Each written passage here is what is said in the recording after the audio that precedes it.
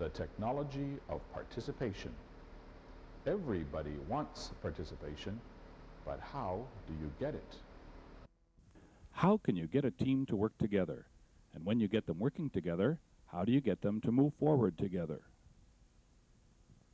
The technology of participation turns the diversity of a group into its greatest gift and generates decisions and action that everyone can agree with.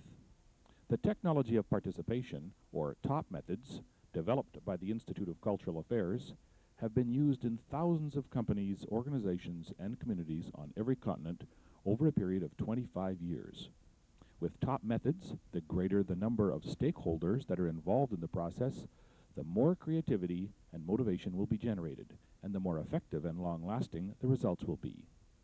This video describes the theory and use of the TOP-focused conversation method, which is the foundation for all TOP planning technologies, and the TOP workshop method, which is a basic tool for any group facilitator.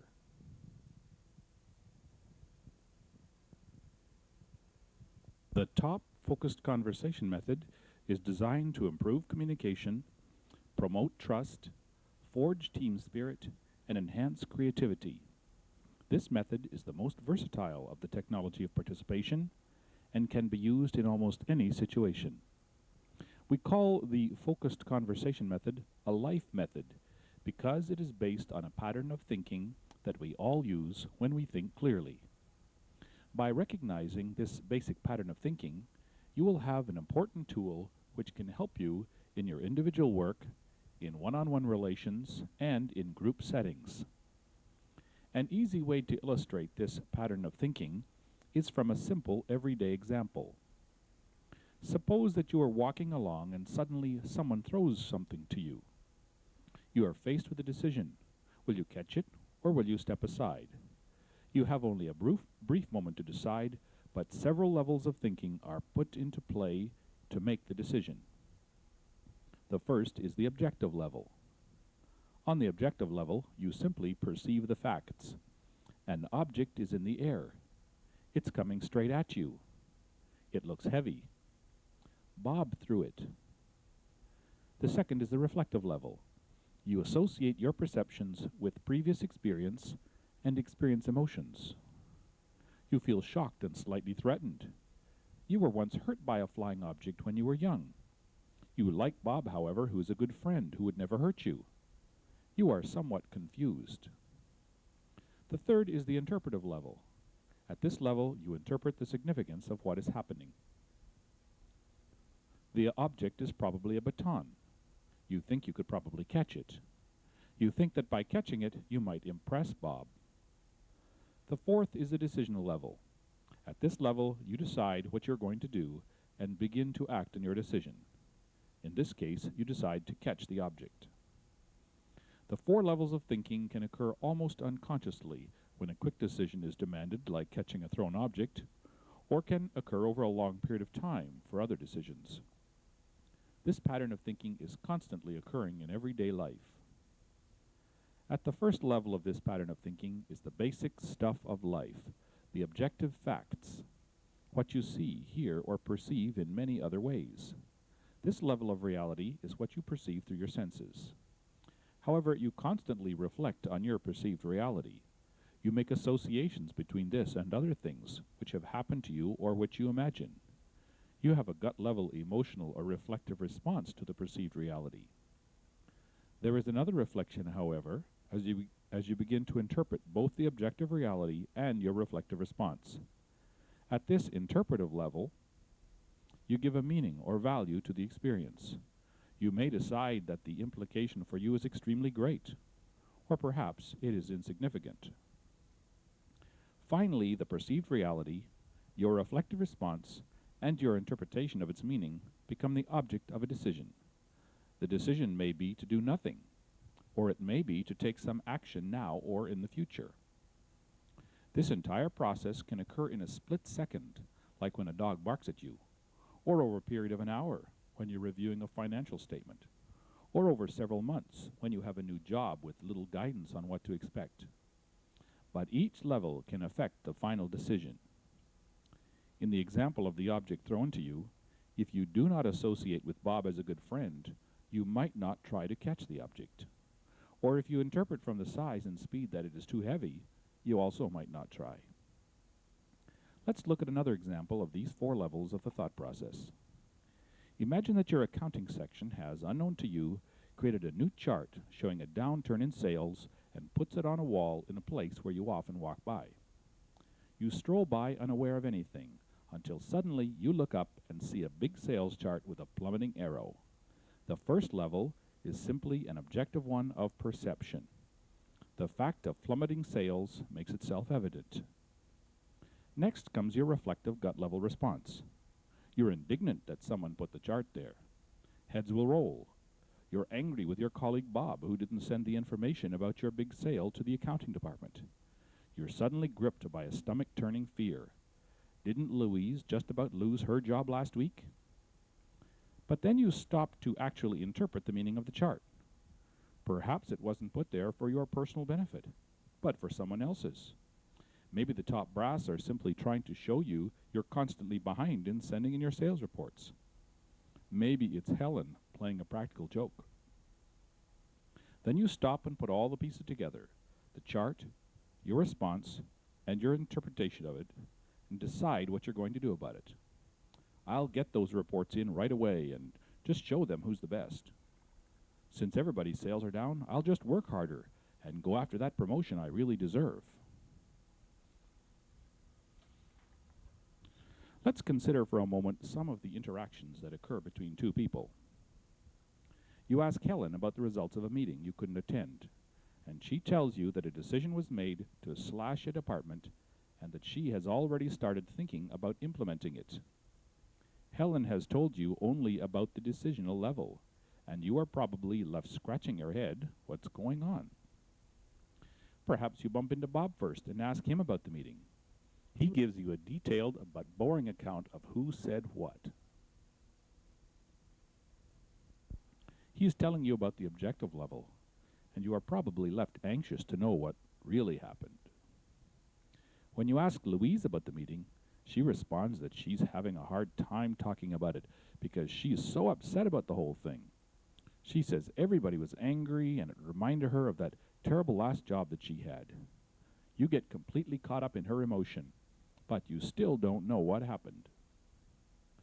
One of the major benefits of the focused conversation method is the time and money that can be saved in decision-making when hidden and unconscious factors are brought out into the open. If you recognize how the 4 levels of the thinking process work in other people, you can help unblock the decision-making process.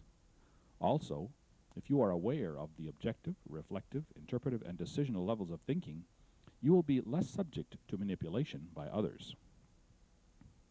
For example, a minor straightforward policy change can be stalled indefinitely by members of a committee who have some discomfort with the policy. If you can find out what the discomfort is, you might be able to suggest acceptable changes to the policy. At the objective level, you want to be sure that all members have read and understood the language used in the suggested policy change.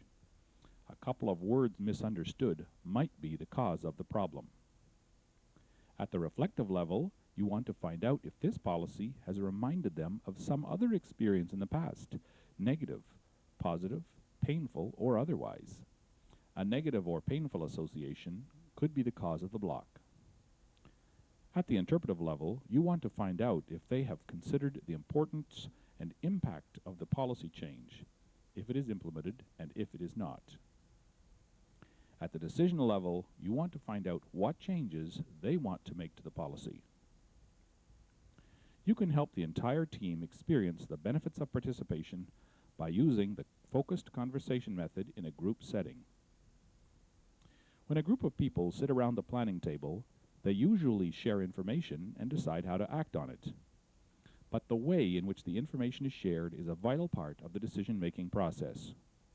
The focused conversation method is designed to allow everyone to participate in the decision-making so that you get the best follow-up action with the greatest commitment and with the least confusion in a short time. Let's look at what usually happens in a traditional planning group when the thinking process is short-circuited, going from information directly to decision. The group leader gives some information and then asks what everyone thinks should be done. Helen hears the information and immediately processes it to the decisional level, telling everyone else her decision about what she thinks should be done. She will likely want everyone else to decide quickly as well, and might spend the entire meeting defending or revising her decision. Bob, on the other hand, is still at the objective level, stalled while trying to piece together some basic information that he really fully doesn't understand. Louise is at the reflective level, remembering the discomfort she felt at the last meeting of this kind. She just can't seem to get past the feeling of being blamed for the situation. You are still sitting there at the third level, trying to get everyone else to understand the serious implications of the information before moving on to what to do about it. Everyone is caught up at a different level of the thinking process. To try to force a decision at this stage of thinking will cause anger and disenchantment all around. The meeting could turn out to be a fiasco, with everyone on a different track, some ready to get out there and implement, some angry because of misunderstandings, some others blaming the boss for not having a good planning process for resolving the situation. The top-focused conversation method could lead to a more productive meeting. First, the participants are asked to focus their attention on the objective level of information. What specific parts of the information do they remember? What parts are not clear? At this point, Bob's problems could have been cleared up. When all participants have said that they understood the actual contents of the information, they are asked to focus on the reflective level. Does this information remind them of similar situations in the past? Does anything in the report make them uncomfortable, or perhaps breathe a sigh of relief? At this level, Louise would get a chance to get her difficulty out in the open and dealt with. When the group turns to focus on the interpretive level, questions could be asked like, what is the importance of this information, or what implications does it have? You would get your chance to explain the vital points you wanted to make. When everyone has had their say, the group can then focus on the decisional level. The question could be, what do we need to do? Or, what action should we take? By this time, everyone will be open for Helen's suggestions on what should be done, and they may even have some constructive suggestions of their own. Even if you are unaware of the thinking process going on in the group, the focused conversation method can help, because it will move the group along in a natural progression of thinking and will bring out into the open things that have to be dealt with in order to make a decision and to act. There are many occasions to use the focused conversation method. A team reflection at the end of a seminar is an excellent place to use the method. You could ask the following questions, waiting for several answers between questions. What phrases do you remember from the seminar? What was the high point of the seminar? What was the low point? What insight did you take from the seminar? How will you use next week what you learned at the seminar? Another place to use the focused conversation method would be in evaluating a new policy statement. After reading the statement together as a team, you could ask these questions, waiting for answers in between. What words caught your attention? What situations do these points remind you of? What are the implications for our division? What additions or deletions do we need to make in the policy statement? The top focused conversation method is designed to improve communication, promote trust, forge team spirit, and enhance creativity. It's the most versatile